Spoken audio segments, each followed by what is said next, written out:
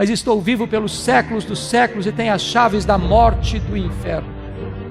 Nós não adoramos o Cristo que esteve vivo e está morto, nós adoramos o Cristo que esteve morto e está vivo pelos séculos dos séculos.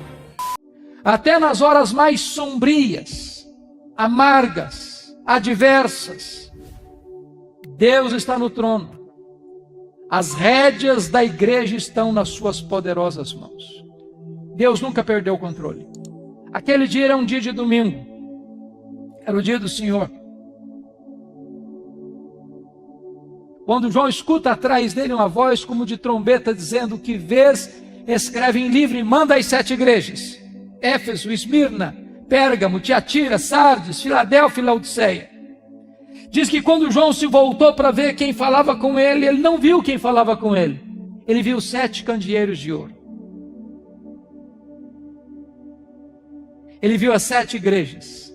E no meio das igrejas, um semelhante a filho de homem. O mundo só pode ver Jesus na igreja e através da igreja.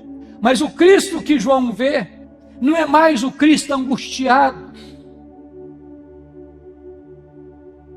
com angústia mortal, chorando, suando sangue, prostrado sobre os seus joelhos, daquele Getsêmani.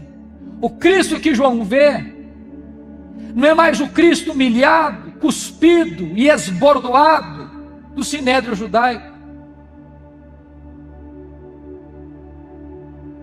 O Cristo que João vê não é o Cristo humilhado, vilipendiado do pretório romano.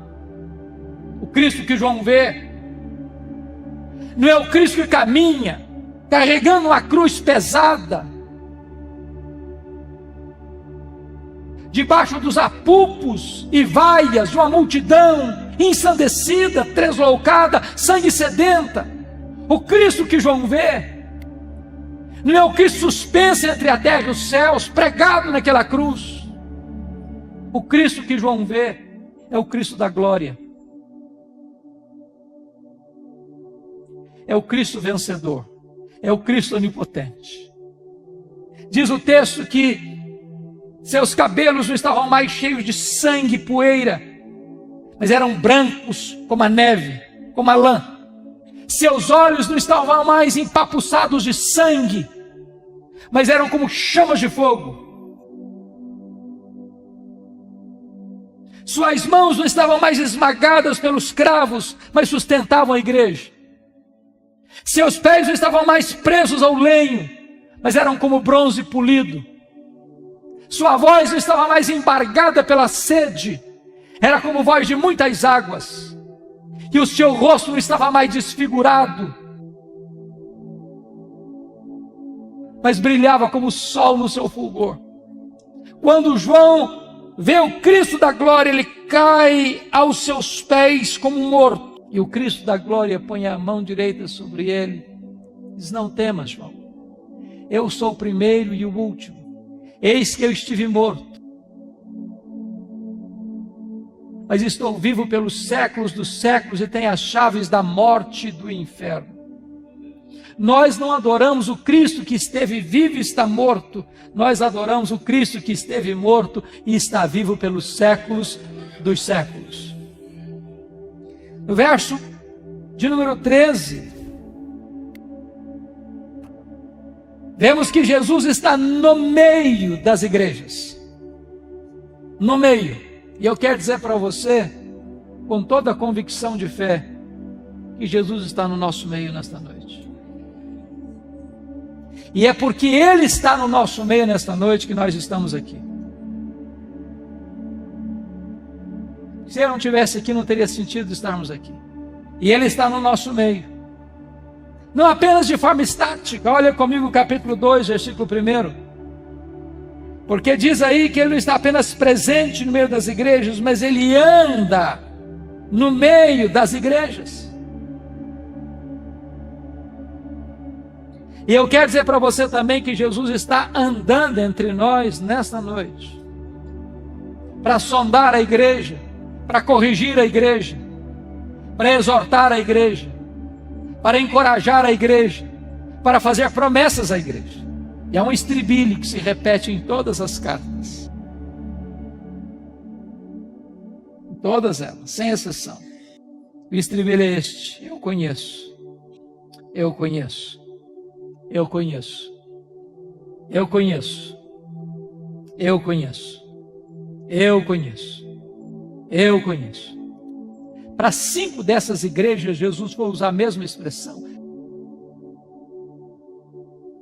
Para a igreja de Éfeso, Tiatira, Sardes, Filadélfia e Laodiceia, diz assim: eu conheço as tuas obras.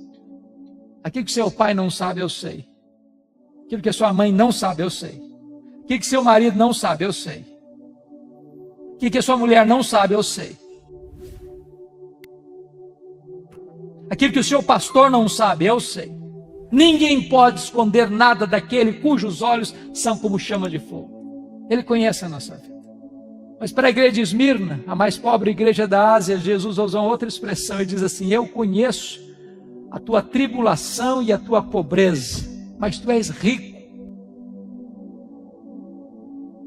Me conforta isso, porque há momentos que eu estou muito aflito, angustiado, e Jesus está me dizendo: eu conheço o que você está passando, eu conheço a sua dor, eu conheço os seus dramas, eu conheço as suas lágrimas, eu sei aquelas noites indormidas, aquelas madrugadas insones,